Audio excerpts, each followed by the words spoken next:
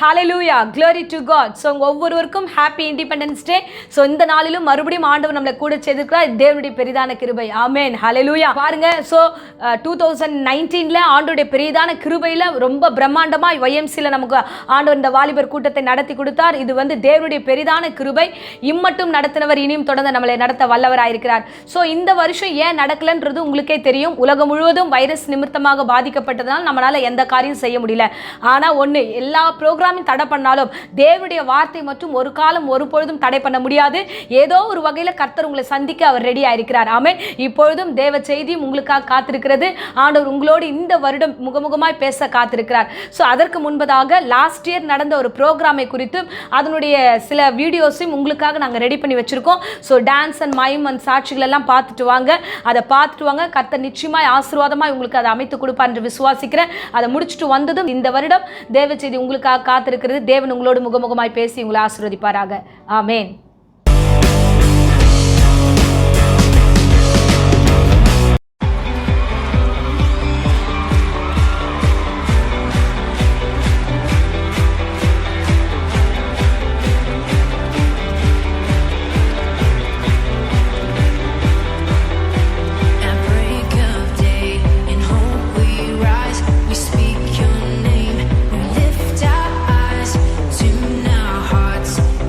You'll be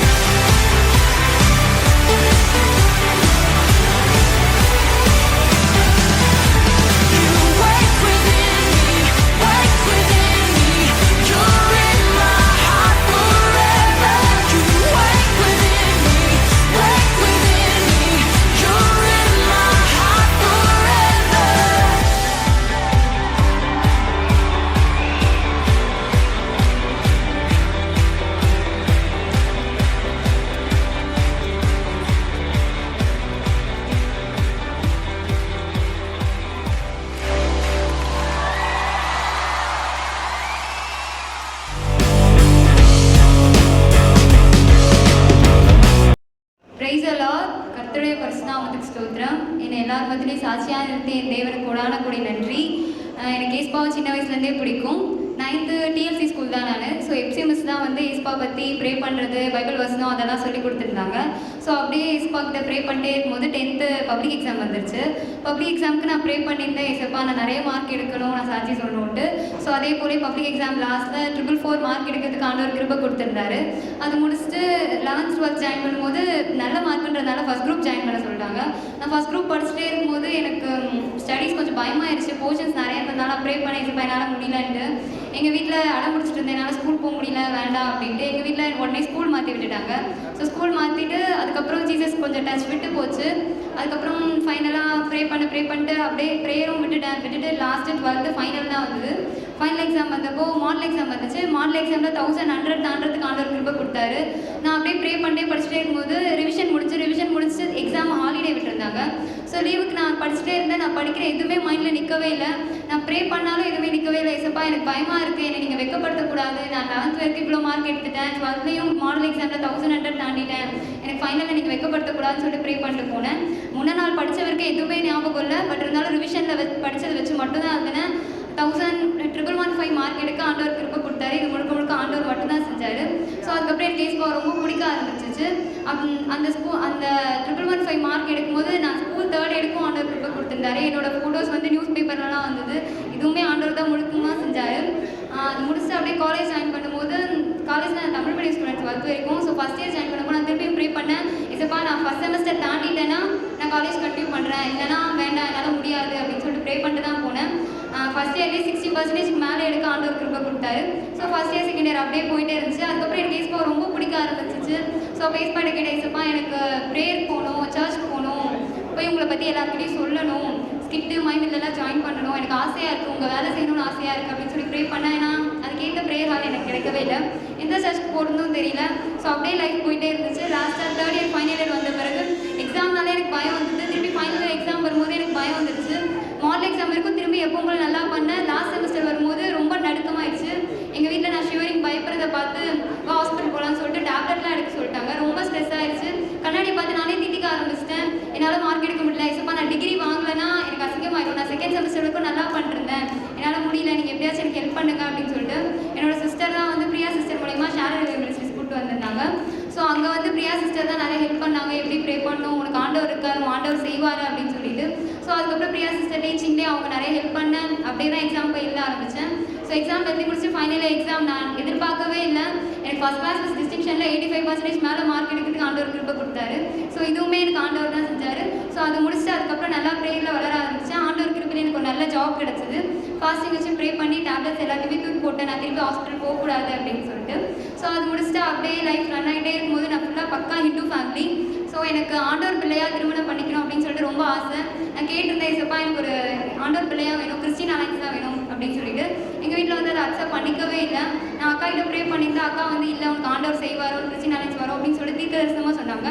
so இந்த year June மந்தப்போ அக்கா எனக்கு சொல்லியிருந்தாங்க, 31st ஸ்கூல் மேரேஜ் முடிச்சிட்டு வீட்டில் போய் தைரியமாக சொல்லு அப்படின்னு சொல்லிட்டு. அதையும் நான் ப்ரே பண்ணியிருந்தேன். சாத்தியமே இல்லாத விஷயம், உனக்கு நீ எனக்கு வந்து ஒரு குட் நியூஸ் சொல்லுவ பாரு, நீ காலேஜ் எப்படி முடிச்ச, 12th எப்படி முடிச்ச, அதே மாதிரி எனக்கு குட் நியூஸ் சொல்லுவ பாரு அப்படின்னு சொன்னாங்க. ஸோ நான் அறியாத 8வதுமான காரியத்தை எனக்கு செஞ்சாங்க. அவர் என்ன நினைச்சாரோ அதுதான் என் வாழ்க்கையில் நடந்துச்சு. ஜூலை மந்த் அப்போ எனக்கு ஏசப்பா ஒரு கிறிஸ்டின் அலைன்ஸே எங்கள் வீட்டை தேடி வர்றதுக்கு ஆண்டவர் கிருபை கொடுத்தாரு. நான் நினச்சி பார்க்கவே இல்லை. நான் என்னதான் ப்ரே பண்ணணும், ஆண்டவர் கிட்ட ஊழியம் பண்ணுற ஒருத்தரே எனக்கு வரும்படி கிருபை கொடுத்துருந்தாரு. ஸோ எனக்கு என்கேஜ்மெண்ட் ஃபிக்ஸ் பண்ணியிருக்காங்க. ஸோ இது முழுக்க ஆண்டவர் தான் செஞ்சார். ஒரு பக்கா ஹிந்து ஃபேமிலியில் நான் 12th முடிக்க மாட்டேன்னு கலங்கி நின்னேன். அன்றைக்கி ஆண்டவர் தான் கூட இருந்தார். காலேஜ் ஃபைனல் இயர் சான்ஸே இல்லை, நான் ஸ்ட்ரெஸ்ஸில் நான் தற்கொலை பண்ணிக்கலாம் அப்படின்ற ஒரு முடிவில் நின்னேன். இல்லை ஆண்டவர் திருப்பி வாழ்க்கை இருக்குன்னு வாழ்க்கை கொடுத்தாரு. திருப்பி எனக்கு ஆண்டவர்குள்ளே வளரும்போது எனக்கு கிறிஸ்டின் அலைன்ஸாக வேணும், நான் தொடர்ந்து சர்ச்சுக்கு வரணும்னு ப்ரே பண்ணேன். ஸோ அதே போல் எனக்கு திருப்பி இன்னொரு வாழ்க்கை கொடுத்தாரு. ஸோ இவ்வளவா செஞ்ச ஆண்டவர் நிச்சயம் உங்களுக்கும் செய்வார். உங்களை போல ஒரு கேர்ளாக தான் நானும் வந்திருந்தேன். எனக்கு செஞ்ச ஆண்டவர் நிச்சயம் உங்களுக்கு செய்வார். ஸோ நீங்கள் ப்ரே பண்ணுங்க, உங்கள் பயத்தெல்லாம் ஆண்டவர் எடுத்து போடுவார்.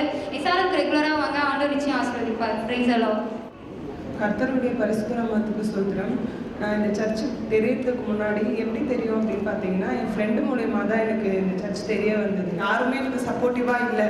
என் பேரண்ட்ஸாக இருக்கட்டும், என் ஃப்ரெண்ட்ஸாக இருக்கட்டும், யாருமே எனக்கு சப்போர்ட் பண்ணல. ஒரே ஒரு நாள் மட்டும் என் ஃப்ரெண்ட் கிட்டேருந்து ஒரு ஃபோன் கால் வந்தது, இந்த மாதிரி வாடி எங்கள் சர்ச்சில் வந்து யூத் மீட்டிங் நடக்குது அப்படின்னு சொல்லி. சரி என்னதான் நடக்குது அப்படின்னு நம்ம போய் பார்க்கலாம், அங்கேயாச்சும் போனால் நம்மளுக்கு ஒரு நிம்மதியாக இருக்கான்னு பார்க்கலான்ட்டு போனேன். சும்மா போனேன். போய் அங்கே உட்கார்ந்ததுக்கு அப்புறம் தான் எனக்கு ஆண்டவர் வந்து என்கிட்ட பேச ஆரம்பிச்சாரு. இந்த மாதிரி அது கூப்பிட்டது வந்து நான் இல்லை, என் ஃப்ரெண்டு இல்லை, நான் தான் உன்னை கூப்பிட்டேன்ற மாதிரி எனக்கு உணர்த்தினாரு. வசனங்களாலையும் ஆராதனாலையும் என்னை வந்து இது பண்ணாரு. சரி, அதுக்கப்புறம் நான் என்ன பண்ணேன், அக்காவை பார்த்து என்னோட பிரச்சனைகளை சொல்ல ஆரம்பித்தேன். எனக்கு பர்சனலாக இவ்வளோ பிரச்சனை இருக்குக்கா, எங்கள் வீட்டோட சூழ்நிலையும் சுத்தமாக சரியில்லை, அப்பா அம்மாவும் வந்து என்னை இது ரொம்ப ஒதுக்குறாங்க, ஒரு மாதிரி பேசுகிறாங்க, நீங்களாம் என்ன ஆக போகிறேன்னு தெரியல, நீங்கள் 3 பொண்ணுங்க என்ன பண்ண போகிறீங்கன்னு ஒன்றுமே எனக்கு தெரியல அப்படின்னு சொன்னாங்க. நான் அக்கா கிட்ட சொல்லுவேன், எங்கள் அக்கா எனக்கு கூட பிறந்த அக்காவுக்கு வந்து மேரேஜில் பிரச்சனை ஆகி 7 வருஷமாக வந்து ஹஸ்பண்டோட போய் சேராமையே இருந்தாங்க. அந்த பிரச்சனையும் நான் அக்கா கிட்ட சொன்னேன், அக்கா எனக்காக கொஞ்சம் ப்ரே பண்ணுங்க, எங்கள் அக்காவும் பிரிஞ்சு இருக்கா, எவ்வளோ பெரியவங்க சொல்லியும் அவங்க போய் அவங்க ஹஸ்பண்டோட சேரவே இல்லை அப்படின்னு சொல்லிட்டு நான் அவங்கள ப்ரே பண்ண சொன்னேன். ஸோ ப்ரே பண்ண சொன்னதுக்கு நான் டெய்லியும் அக்கா சொன்னாங்க, நீ ஃபாஸ்டிங் இருந்து ப்ரே பண்ணுமா அப்படின்னு சொன்னாங்க. டெய்லியும் வாரம் ஃப்ரைடே ஆனால் நான் என்ன பண்ணுவேன், ஃபாஸ்டிங் இருந்து ப்ரே பண்ணுவேன். அதே மாதிரி 8 வருஷம் கழித்து இப்போ தான் ரீசெண்டாக அவங்க ஹஸ்பண்டோட எங்கள் அக்கா போய் பேசுறதுக்கான கிருபையை கொடுத்தாரு. அதே மாதிரி நான் சின்னதுலேருந்து வந்து லா படிக்கணும், லாயர் ஆகணும், பெரிய லாயர் ஆகணும்னு எனக்கு ஒரு பெரிய ஆசை. ஸோ அதையும் நான் ஏசப்பா கிட்ட ஒப்பு கொடுத்து ஜெபம் பண்ணதுனால எனக்கு இப்போ இந்த ரீசெண்டாக தான் எனக்கு வந்து போலீஸ் வெரிஃபிகேஷன் முடிஞ்சு லாயருக்காக என்ரோல்மெண்ட்காக இப்போ நான் வெயிட் பண்ணிட்டு இருக்கேன். ஸோ என்ன நடத்தி இப்போ தான் ரீசெண்டாக மேரேஜும் நடக்கிறதுக்கான கிருபையை கொடுத்தாரு. ஸோ அதுக்காக கர்த்தர் கூடான்னு குறிச்சு.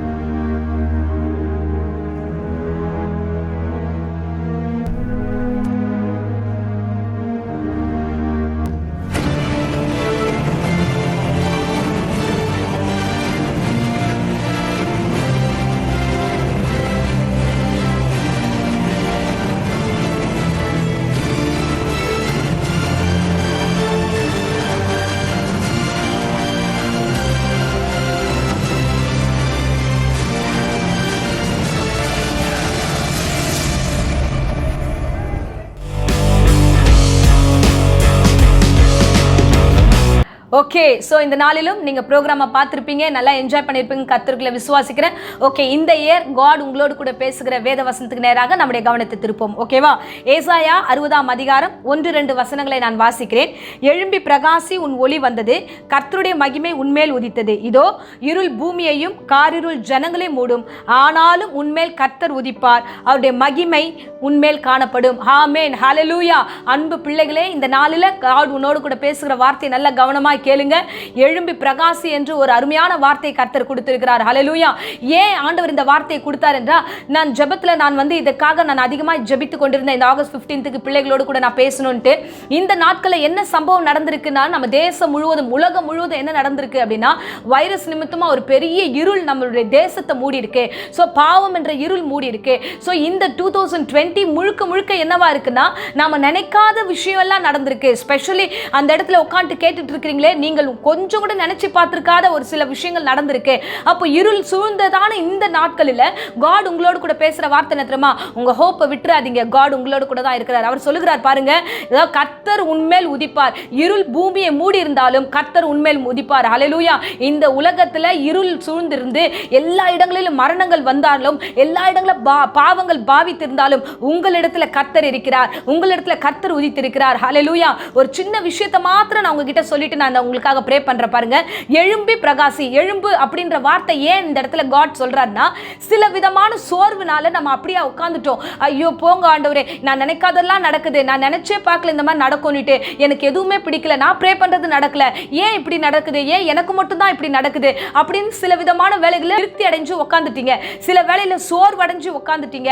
ஸோ காட் இந்த வேலையில் என்ன தெரியுமா சொல்லுகிறார்? எழும்பு அப்படின்ற ஒரு வார்த்தையை கொடுத்திருக்கிறார். ஒரு இடமா உட்கார்ந்துட்டோம் அப்படின்னா நம்ம கிட்ட இந்த ஆசீர்வாதம் வரவே வராது. ஸோ இந்த நாட்களில் நீங்கள் எழுந்திருக்க வேண்டும், உங்கள் தூசியை தட்டி விட வேண்டும். இதே அதிகாரத்தில் ஒரு அருமையான வசனம் இருக்கிறது. ஏசாயா 52ஆம் அதிகாரத்தில் 2ஆம் வசனம், உன் தூசியை உதறி தள்ளி விட்டு எழுந்துரு, அந்த இடத்தை விட்டு எழுந்திருக்கணும். ஸோ நீங்க உங்க மைண்ட் செட்ல தூசி என்ன எப்படின்னா, அது பாவமா இருக்கலாம், இல்ல உங்களுடைய தேவையில்லாத பயமா இருக்கலாம், இல்ல டிப்ரெஸான ஒரு நினைவுகளா இருக்கலாம். சில விஷயங்கள் உங்களை அப்படியே ஒட்டிக்கிட்டு இருக்கிறதுனால உங்களால எந்த விஷயத்தையும் செய்ய முடியல. அதுக்கு தான் காட் சொல்றாரு, ப்ளீஸ் நீ அந்த இடத்தை விட்டு எழுந்துரு. ஸோ நீ உன்னுடைய தூசியை தட்டி விட்டு எழுந்துரு. இது உனக்கு தேவையில்லாத விஷயம். ஏன்னா இந்த உலகத்துல மூடலாம், உன்னை மூடாது பாவம். இந்த உலகத்து முழுவதையுமே வியாதி மூடலாம், உன்னை மூடாது. ஸோ இந்த உலகம் முழுவதும் அநீதிகள் நடக்கலாம், ஆனா கர்த்தர் உன்மேல் உதிப்பார். அதான் வசனம் சொல்லுது. ஆனால் அந்த ஒரு அருமையான வார்த்தையை பாருங்க, எழும்பு, ஆனால் எழுந்து நில்லு. நீ அமர்ந்து பயந்து இருக்கிறிய அந்த இடத்தை விட்டு எழுந்து வா. ஸோ நீ சோகமா இருக்கிற அந்த இடத்தை விட்டு எழுந்து வா, பயத்தை விட்டு எழுந்து வா. காட் எனக்கு லைஃபே இல்லையா நீ புலம்பிட்டு இருக்கியா, அந்த இடத்தை விட்டு எழுந்து வா. ஆண்டவர் நான் பாவம் செஞ்சுட்டேனே, இந்த பாவத்துல இருந்து என்னை யார் காப்பாத்துவா என்று பயந்துட்டு இருக்கியா? இயேசு உனக்காக இருக்கிறார், உன்மேல் உதிக்க காத்துட்டு இருக்கிறார். ஆண்டவருடைய பிரசன்னம் உன்மீது இருக்கிறது. அதான் வசனம் சொல்லுது, இருள் பூமியை மூடலாம், காரிருள் ஜனங்களை மூடலாம், ஆனால் நான் உன்மேல் உதிப்பேன். ஹல்லேலூயா.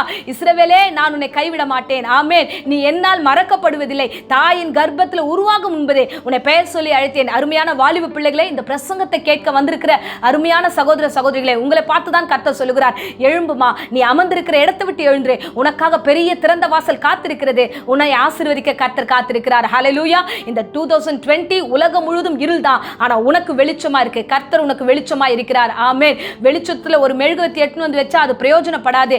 அதே போல ஒரு இருளா இருக்கிற இடத்துல ஒரு சின்ன மெழுகுவர்த்தி எடுத்து வந்து வச்சா எவ்வளவு பிரைட் ஆகுமோ, அதே போலதான் இப்ப ஆண்டவர் உங்ககிட்ட பேசுற வார்த்தை. உங்களுடைய இருளான வாழ்க்கையில, உங்களுடைய பயமான வாழ்க்கையில இயேசுக்கு நல்ல ஒரு இடத்தை கொடு. இயேசுவை நோக்கி திரும்பி பாரு. சோ தேவையில்லாத சோர்வை விட்டு திரும்பி பாரு. அந்த சின்ன பிரகாசம் ஒரு பெரிய வெளிச்சத்தை, அந்த இருளில் இருக்கிறவங்களுக்கு ஒரு வெளிச்சம் கொடுக்கிறது போல ஆண்டவர் உனக்கு வெளிச்சமா இருக்கிறார். ஆமென். அதுதான் ஆண்டவர் அழகாய் மத்தியில சொல்லுகிறார். அழகான வார்த்தை. சோ நீங்கள் மலை மேல இருக்கிற பட்டணம், நீங்க மறைந்திருக்க மாட்டீங்க, நீங்க வெளிச்சத்தின் பிள்ளைகள். சோ உங்கள் வெளிச்சம் எல்லோருக்கும் பிரகாசிக்கணும். அதனால எழுந்து வெளியில வாங்க. இயேசுவானவர் உங்களுக்குள்ள இருக்கிறார், வெளிச்சமாய் தர உங்களுக்குள்ள காத்திருக்கிறார். உங்களுக்குள்ள இருந்து பெரிய காரியங்களை செய்ய அவர் காத்திருக்கிறார். உலகமும் பூமியும் இருளில் இருக்கலாம், சோ வியாதியில இருக்கலாம், பலவீனத்துல இருக்கலாம், பயத்துல இருக்கலாம், எதிர்காலம் என்னவென்று ஒரு கேள்விக்குறியில இருக்கலாம். அருமையான வாலிபனே, அருமையான வாலிப பிள்ளையே, எந்த இடத்துல விழுந்தியோ, எந்த இடத்துல பயத்துல இருக்கிறியோ, ஆண்டவரும் பக்கத்துல நிழலா இருக்கிறார். அவர் கூப்பிடுகிறார், எழும்பி வா. சோ கர்த்தருடைய மகிமை, அந்த வார்த்தை மறுபடியும் வாசிக்கிறேன், எழும்பி பிரகாசி, உன் ஒளி வந்தது, கர்த்தருடைய மகிமை உன்மேல் உதித்தது. ஆமென். சோ நீதான் அந்த ஒளி. கர்த்தருடைய ஆவின் அபிஷேகம் உனக்குள்ள வந்துருச்சு. எப்போ உனக்குள்ள வந்துருச்சோ அந்த வீடு பிரகாசமாய் மாறும், அந்த இடம் பிரகாசமாய் மாறும். உங்க நண்பர்களுக்கு மத்தியில நீ பிரகாசமாய் இருப்ப. இருப்ப. அது மாத்திரம் இல்ல, உன் தேசத்துக்கு நீ பிரகாசமாய் மாறுவ. ஆமென். எப்பொழுது இயேசுக்கு இடம் கொடுத்தாயோ அப்பொழுதே பிரகாசம் உன் வாழ்க்கையில வந்து விட்டது. ஹல்லேலூயா. இயேசு பெரியவர். வாலிபர்களே, சோ ஒரு நாளும் சோர்ந்து போகாதீங்க. கர்த்தர் உங்களுக்காக யாவும் செய்ய அவர் ரெடியாய் காத்திருக்கிறார். அதான் சொல்றாரு, எல்லா இடங்களிலும் என்ன வேணா நடக்கலாம், என் அன்பு பிள்ளையே உன் வாழ்க்கையில மட்டும் எந்த நாசமோசமும் அணுகாம நான் உன் கூட இருப்பேன், நான் உனக்குள்ள உதிப்பேன் என்று வார்த்தை கொடுத்திருக்கிறார். கொடுத்த வார்த்தையை காப்பாற்ற அவர் வல்லவராயிருக்கிறார். இந்த வருடம் தொடர்ந்து உன்னை நடத்த அவர் நல்லவராயிருக்கிறார். ஆமென். இப்பொழுது உங்களுக்காக நான் ஜெபிக்கிறேன். இருந்த இடங்களில் கண்களை மூடி நாம் ஜெபிப்போம். அன்பு ரட்சகா, இந்த அருமையான வேலைக்காக நன்றியோடு உம்மை ஸ்தோத்திரம் பண்ணுகிறோம். கிருபையாய் எங்கள் மத்தியிலே இறங்கி வந்ததுக்காக ஸ்தோத்திரம். எங்கள் பிள்ளைகளோடு முகமுகமாய் நீர் பேசின கிருபைக்காக ஸ்தோத்திரம் ஆண்டவரே. இந்த நாளிலும் தேவரீர் பிள்ளைகளுக்கு கொடுத்த வார்த்தையின்படி ஆண்டவரே இந்த பிள்ளைகளை எடுத்து பயன்படுத்த போகிற கிருபைக்காக ஸ்தோத்திரம். எல்லா பாவங்களையும் மீறுதல்களையும் ஆண்டவரே, எல்லா வியாதிகளையும் நீக்கி ஆண்டவரே நீர் பிரகாசமா இந்த பிள்ளைகளுடைய வாழ்க்கையை ஆசீர்வதித்து நடத்த போகிற கிருபைக்காக ஸ்தோத்திரம். தொடர்ந்து ஆசீர்வதிங்க. இந்த யூடியூப் மூலமா பார்த்து கொண்டிருக்கிற அருமையான வாலிப பிள்ளைகள் ஒவ்வொருவருக்காக அடியேன் ஜெபிக்கிறேன். கிருபையாய் காத்துக்கொள்ளும், ஆசீர்வதியும், தொடர்ந்து காத்துக்கொள்ளும். தேவ பிரசன்னம் கூடவே இருக்கட்டும். இயேசுவின் இணையற்ற நாமத்தில் என் பிள்ளைகள் ஒவ்வொருவரும் ஒப்பு கொடுத்து ஜெபிக்கிறேன் ஜீவனுள்ள நல்ல பிதாவே. Amen. Amen. Praise the lord. So இந்த நாளிலும் இந்த ப்ரோக்ராம் எல்லாம் பார்த்து நீங்க என்ஜாய் பண்ணிருப்பீங்கன்னு கர்த்தர்களை நான் விசுவாசிக்கிறேன். தேவன் நிச்சயமா உங்களோடு கூட முகமுகமாய் பேசியிருப்பார். இது மாத்திரம் இல்லை, இந்த ப்ரோக்ராம் உங்களுக்கு பிடிச்சிருந்தா நீங்க உங்களோட ஃப்ரெண்ட்ஸுங்களுக்கு ஷேர் பண்ணுங்க. கர்த்தர் உங்களை ஆசீர்வதிப்பார். இதே மாதிரி என்னுடைய வீடியோஸ் இன்னும் நிறைய பார்க்கணும்னீங்கன்னா எங்களுடைய சேனலை சப்ஸ்கிரைப் பண்ணுங்க. கர்த்தர் உங்களோடு முகமுகமாய் பேசி உங்களை ஆசீர்வதித்து உங்களை வழி நடத்துவார். ஆமென். God bless you.